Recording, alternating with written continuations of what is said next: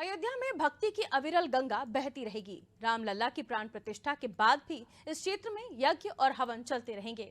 इस यज्ञ में राम के वंशज यानी रघुवंशी समाज के 10,000 लोगों के शामिल होने की बात सामने आ रही है। युद्ध स्तर पर बन रहा हवन कुंड और टेंट सेट इस महासंकल्प को पूरा करेंगे। देखिए इस पर ये रिपोर्ट। आज जश्न मनाओ सारी दुनिया में, मेरे राम प्रभु जी घर आए। मेरे राम प्रभु जी घर आए। मेरे राम प्रभु जी घर आए।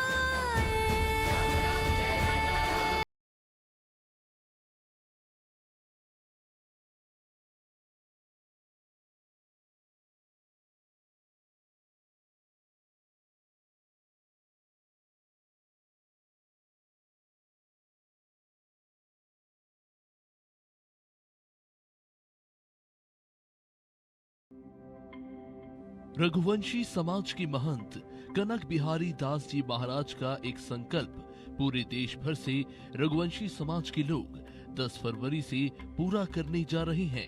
समाज के महंत तो अब समाज के बीच नहीं रहे, लेकिन रघुवंशी समाज ने ठान लिया है कि अयोध्या में प्राण प्रतिष्ठा के बाद महंत कनक बिहारी दास जी का वो संकल्प पूरा होगा जो उन्होंने अपने जीते जी लिया था, जिसके लिए तैयारियां जोरों पर है।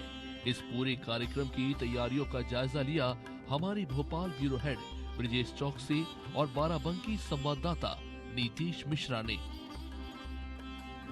जहां अयोध्या में रामलला की प्रतिष्ठा को लेकर तैयारियां तेज चल रही हैं, उसी के ठीक लोगों में ये आस्था और विश्वास है कि रामलला की प्रतिष्ठा के बाद यहां का माहौल और ज़्यादा तेजवान हो जाएगा। तो निश्चित ही ये तेजवान हो जाएगा, क्योंकि यहाँ पर कई हजार रघुवंशी यज्ञ करेंगे, यजमान बनेंगे। और सबसे बड़ी बात कि उस यज्ञ में जो भी यजमान होंगे वो सिर्फ क्षत्रिय कुल के होंगे और वहाँ पर ब्राह्मण पूजा कराएंगे।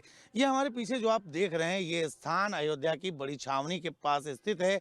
बड़ी छावनी में स्थित है। यहाँ पर 2121 कुंड बनाए जा रहे हैं और इन्हीं कुंडों में आने वाले 10 फरवरी को एक महायज्ञ होगा। इस यज्ञ में यहाँ पर आहुतियाँ पड़ेंगी, भंडारा होगा, भोग प्रसाद दिया जाएगा। और ये वो यज्ञ की वेदी है जहाँ पर यज्ञ होने जा रहा है। आने वाली तैयारियां इसकी चल रही हैं। यहाँ पर जो बात हम लोगों को जानकारी मिली है कि सैकड़ों की संख्या में यहाँ पर मजदूर अभी काम कर रहे हैं और ये एक प्रतीकात्मक यज्ञ की वेदी बनाई गई है। अन्य जगह पर जो आप काम देख रहे हैं, ये कार्य पूरी तरीके से गतिमान है। अभी ये पूरा कार्य चल रहा है और विशेष प्रकार की लकड़ी से ये ढांचा बनाया गया है। इसके ऊपर कुछ और भी चीज़ें डाली जाएंगी, फिर उसके बाद इस स्ट्रक्चर को ढका जाएगा। और आप सोचिए यहाँ से कितनी बढ़िया तरीके से, किस वास्तु में इसको बनाया गया है कि इधर जो जिस भी नज़र से आप देखेंगे, आप कैमरे की निगाह से जिधर भी देखेंगे, सब कुछ आपको बिल्कुल समांतर लगेगा। अयोध्या में आखिर ये आयोजन, ये कार्यक्रम किस बात को लेकर होने जा रहा है और इसका क्या उद्देश्य है, ये पूरी जानकारी आपको मिलेगी। देखते रहिए अनादि टीवी। इससे ये तो तय है कि श्री रामलला की प्राण प्रतिष्ठा के बाद रामनगरी में उत्सव व धार्मिक अनुष्ठानों की धूम रहेगी। सरयू तट पर 2121 कुंडीय श्री राम महायज्ञ होगा, जिसको लेकर इस स्थान पर महायज्ञ की तैयारियां की जा रही है। निर्धारित मानक के अनुसार हवन कुंड तैयार किए जा रहे हैं। इस स्थान को यज्ञशाला का रूप दिया जा रहा है। राजस्थान से आए कुशल कारीगर इस स्थान को भव्य बनाने की तैयारी में जुटे हुए हैं। तो देखिए, यहाँ पर उस भव्य यज्ञशाला को लेकर जो कार्य गतिमान है, मेहनत से, मजदूरी से यहाँ पर कार्य को किया जा रहा है। हम यहाँ पर मौजूद जो शख्स हैं, जो यहाँ पर कार्य कर रहे हैं, उनसे बातचीत का प्रयास करते हैं। भाई साहब, क्या नाम है आपका और ये क्या चीज़ बना रहे हैं? सर, मेरा नाम सुरेंद्र बंजारा है और ये यज्ञशाला मंडप के लिए ये जाली बन रही है जो मंडप के ऊपर लगेगी।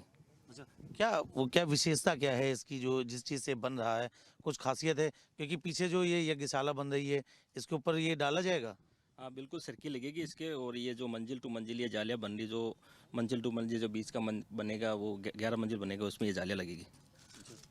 और ये कहाँ से आया, क्या खासियत है इसकी? ये राजस्थान से आया हुआ है, इसको सरकंडा बोलते हैं। अच्छा, इससे जालियाँ बनती है, मुड्डे बनती है।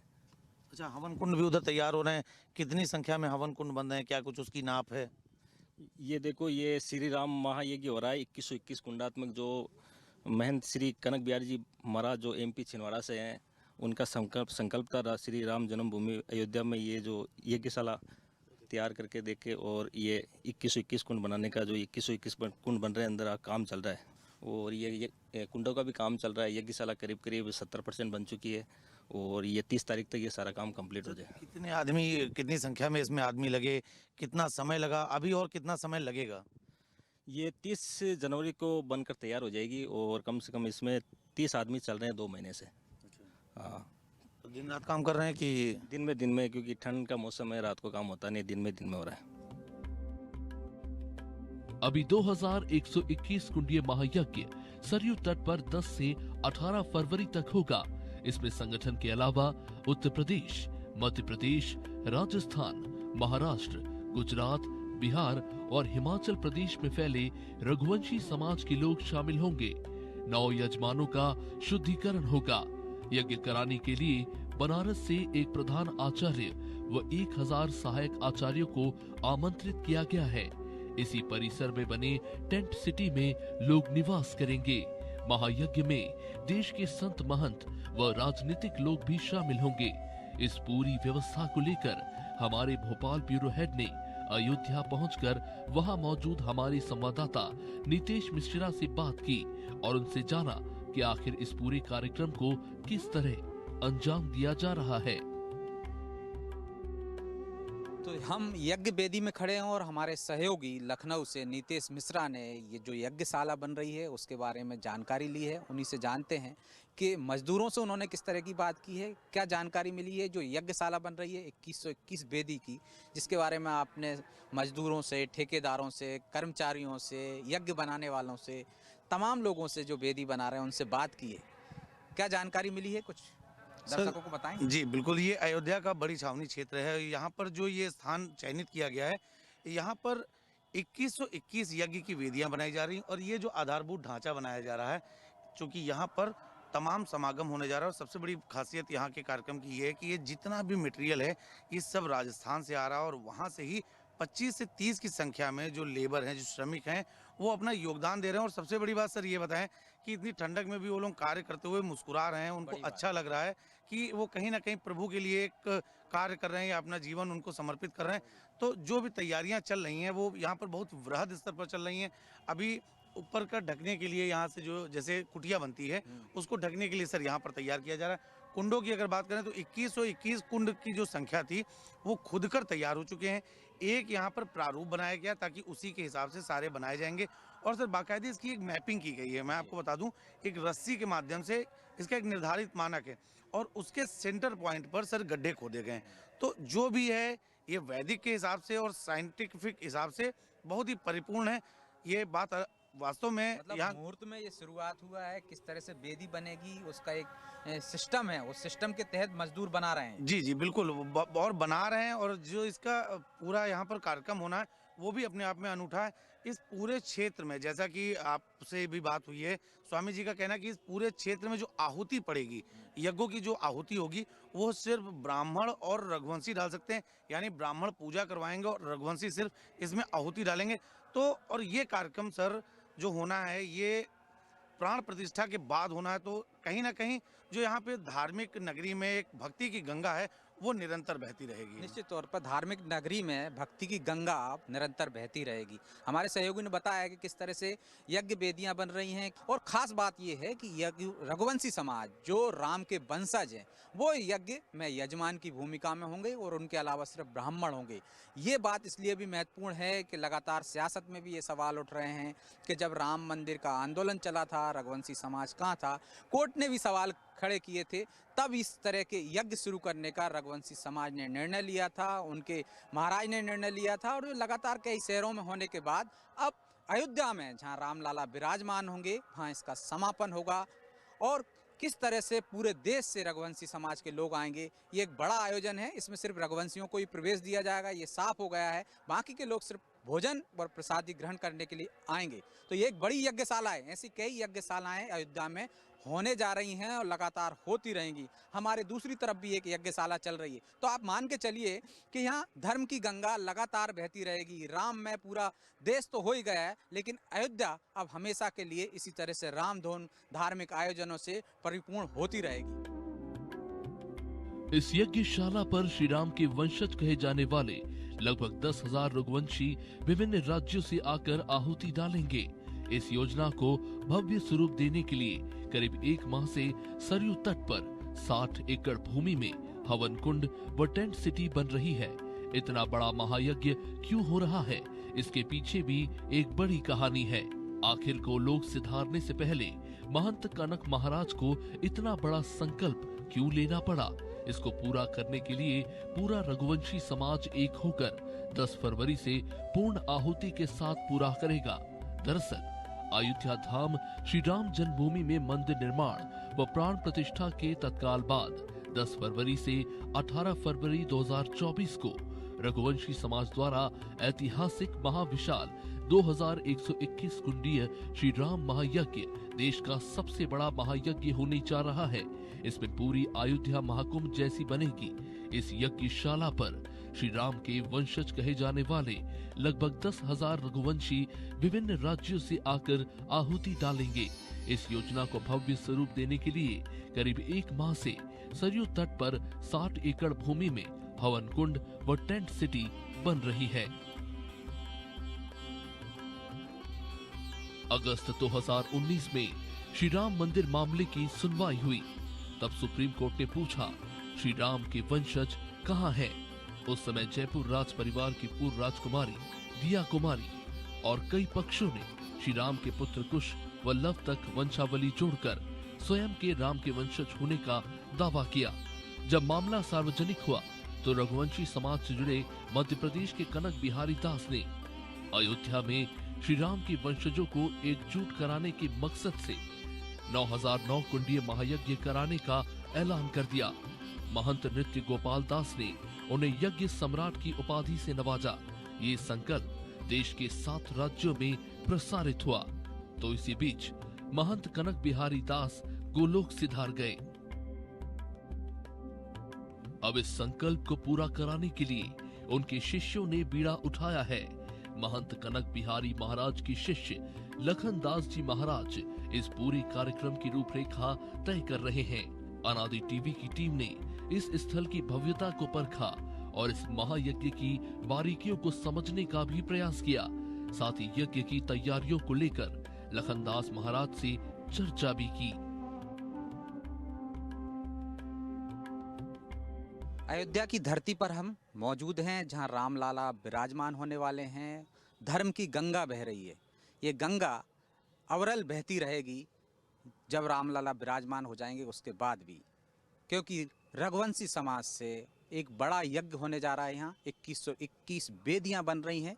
यज्ञ की शुरुआत हो रही है, तैयारियां व्यापक स्तर पर चल रही हैं और ये यज्ञ कराने जा रहे हैं साकेतवासी पूज्य श्री श्री 1008 श्री महंत महामंडलेश्वर यज्ञ सम्राट रघुवंशी संत शिरोमणि श्री कनक बिहारी दास जी महाराज के शिष्य लखन दास जी महाराज, जो हमारे साथ मौजूद हैं। उनसे जानने की कोशिश करेंगे कि यज्ञ की ये कतारबद्ध सिलसिला किस तरह से चला आ रहा है और आगे किस तरह से इसकी पूर्णाहुति होगी। पूरे यज्ञ के बारे में जानने की कोशिश करते हैं। बहुत बहुत स्वागत है आपका महाराज जी। जो वेदी बन रही है बाहर बड़े व्यापक स्तर पर जी, इसके बारे में हमें विस्तार से बताएं कि किस तरह से यज्ञ का सिलसिला बड़े महाराज जी ने शुरू किया था, जिसे आप लगातार बढ़ाते जा रहे हैं।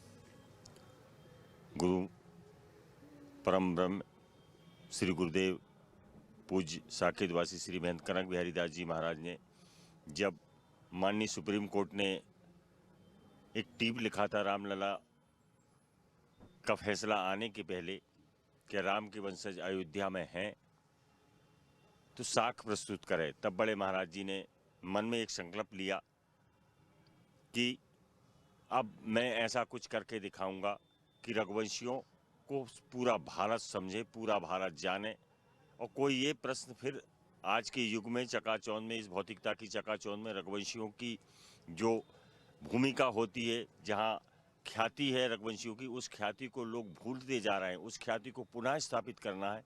इस सोच से बड़े महाराज जी ने 9009 कुंड का यज्ञ करने का संकल्प लिया और अयोध्या में न्यासपीठ को 1 करोड़ 11 लाख श्री महंत कनक बिहारी दास जी महाराज ने नृत्य गोपाल दास जी चंपत राय जी के हाथ में देके न्यासपीठ को 1 करोड़ 11 लाख रघुवंशी समाज के द्वारा एकत्रित करके सौंपा था और ये बात महाराज जी ने कहा था, ये रघुवंशियों का पैसा है और न्यासपीठ में आप इसे लगाइए।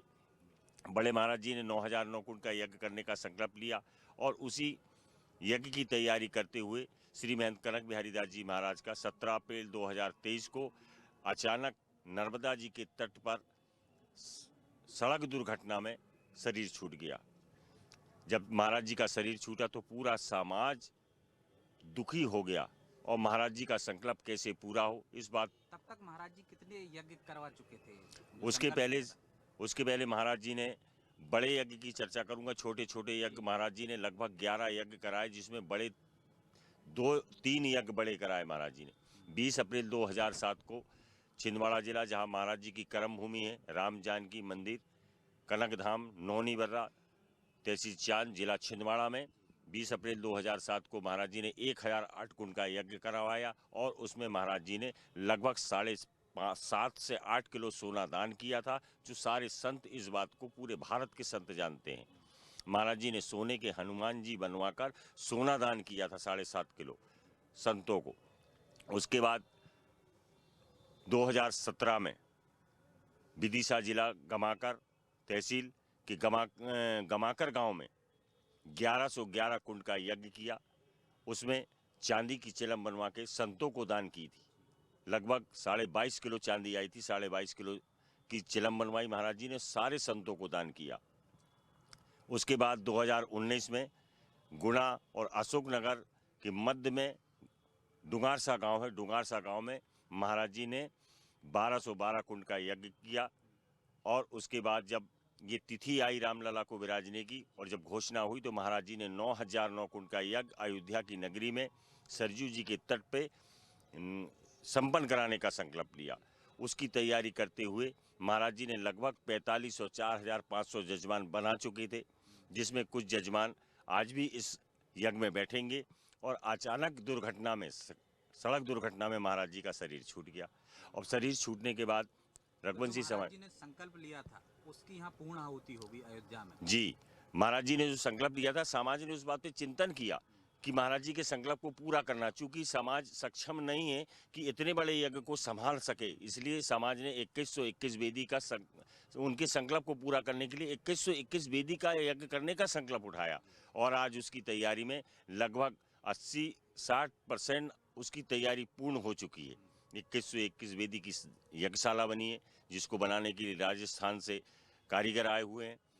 टेंट सिटी बन रही है, जिसमें लगभग 700 कमरे का निर्माण, जिस कमरे में आज आप बैठे ऐसे कमरे 700 कमरे का निर्माण हो रहा है। शौचालय बन रहे हैं, किचन रूम बन रहा है, सारी तैयारी युद्ध स्तर पर चल रही है। और 10 फरवरी से 18 फरवरी में इस यज्ञ को संपन्न किया जाएगा। इस यज्ञ को विशेष इसलिए कहा जा रहा है, ये विशेष है, भारत के पूरे रघुवंशी इसमें शामिल होंगे, पूरे भारतवर्ष के, और भारतवर्ष के रघुवंशी आहुति देंगे।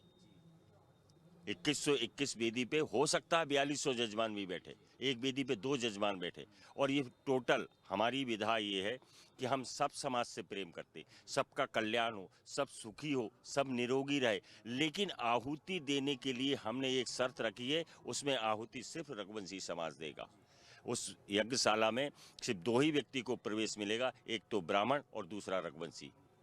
ये हमने शर्त रखी है, चाहे कोई भी हो, किसी भी पद पे हो, हम उससे विनम्र प्रार्थना करते, निवेदन करते कि यज्ञशाला में हम उसे प्रवेश नहीं देंगे। परिक्रमा कर सकता है, भोजन कर सकता है, भंडारे में नित्य रहे, नित्य दर्शन करे, नित्य भोजन करे, वो मना नहीं है।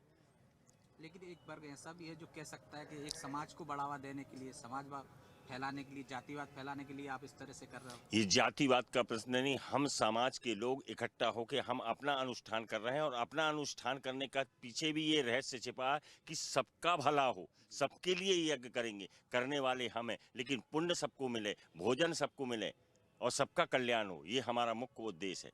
कब से तैयारियां चल रही हैं? ये तैयारियां लगभग 7 महीने हो गए। इस जमीन को बड़ी छावनी श्री जगदीश दास जी महाराज से बड़े विनम्र प्रार्थना की और महाराज जी ने हमें स्वीकृति दी और उनकी जमीन लेके लगभग 5 महीने से ये तैयारी चल रही। तो जो आयोजन पे जो खर्च होने वाला है यज्ञ पे, वो भी रघुवंशी समाज द्वारा ही दान किया गया हो, कितना खर्च आ रहा है?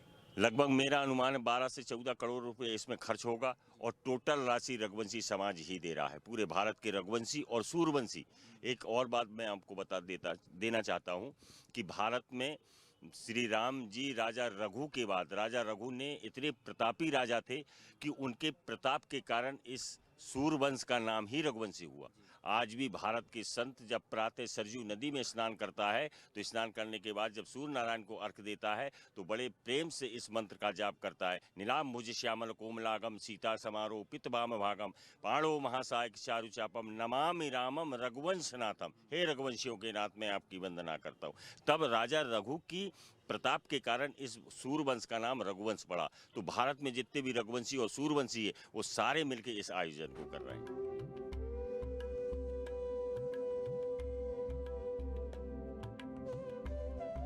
लखनदास जी महाराज से अनादि टीवी ने राम मंदिर को लेकर चल रही सियासत पर भी बात की। साथ में ये भी पूछा, क्या रामानंद संप्रदाय को ये व्यवस्था सौंप देना चाहिए? राम के वंशज हैं और राम के वंशजों को लेकर सवाल भी उठ रहे हैं कि जब मंदिर का आंदोलन चल रहा था तो ये संप्रदाय कहाँ था, उनके वंशज कहाँ थे? देखो, मैं सारे भारत को ये बात कहना चाहता हूँ, कभी कभी हमारी जो मानसिकता होती है वो संकीर्ण हो जाती है। ईंट तो पूरे मकान में लगती है लेकिन नींव का पत्थर कोई बनता है, कोई को नींव का पत्थर बन के हम पीछे कहाँ थे ये बताने की हमें आवश्यकता नहीं है। जो किया उसे बखान नहीं किया जा सकता।